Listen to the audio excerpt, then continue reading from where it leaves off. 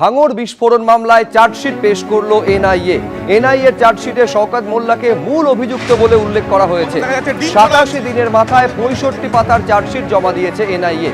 আপনারা জানেন যে 5ই জুন ভাঙড়ে বোমা বিস্ফোরণের মামলায় গ্রেফতার করা হয় শওকত মোল্লাকে।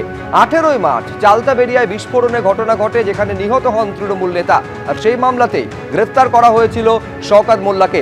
আবির দত্ত আমাদের প্রতিনিধি আরো বিস্তারিত এই নিয়ে বলতে পারবেন। আবির, আমরা জানি যে একেবারে এনআইএ খুঁজে বেড়াচ্ছিল শওকত মোল্লাকে, কামালগাজী থেকে তাকে গ্রেফতার করা হয় এবং তারপর একেবারে 87 দিনের মাথায় এই যে চার্জশিট জমা দিয়েছে, মূল অভিযুক্ত হিসেবে শওকত মোল্লার নাম রয়েছে। ঠিক কি উল্লেখ করেছে এই চার্জশিটে এনআইএ?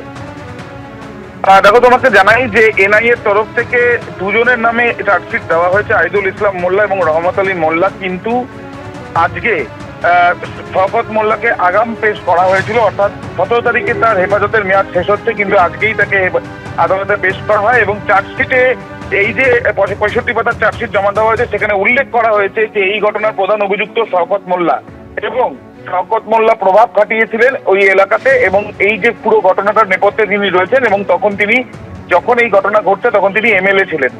শওকত মোল্লার বিরুদ্ধে এই যে অভিযোগ যেমন আনা হয়, এবং তার সাথে সাথে এটাও বলা হয় যে এই তদন্ত তারা চালিয়ে যাচ্ছেন এবং প্রেসিডেন্সি জেল হেফাজতে চাইছেন শওকত মোল্লার আপাতত এনআইএর আধিকারিকরা, এবং প্রেসিডেন্সি জেলে তাকে যেন না দেওয়া হয়, অন্য কোনো জেলে দেওয়া হয়, তার কারণ সিকিউরিটি রিজনে।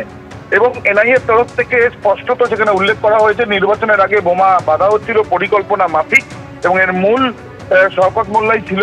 এবং মোট 5 জনের নামে অভিযোগ ছিল, তার মধ্যে একজনের মৃত্যু হয়েছে, অর্থাৎ যার মৃত্যু হয়েছে এই ঘটনার পরিপ্রেক্ষিতে। এবং তার সাথে সাথে যে 4 জনকে গ্রেফতার করা হয়েছে তার মধ্যে অন্যতম শওকত মোল্লা। শওকত মোল্লার তদন্ত এখনো চলছে, তথ্য প্রমাণ সংগ্রহের প্রক্রিয়া ইতিমধ্যে চালানো হয়েছে। এবং প্রথমে যে 2 জনকে গ্রেফতার করা হয়েছে তাদের নামেই ইতিমধ্যে চার্জশিট করা হয়েছে, এবং উল্লেখ করা হয়েছে যে শওকত মোল্লা এই ঘটনার নেপথ্যে রয়েছে বা মূল অভিযুক্ত। ধন্যবাদ।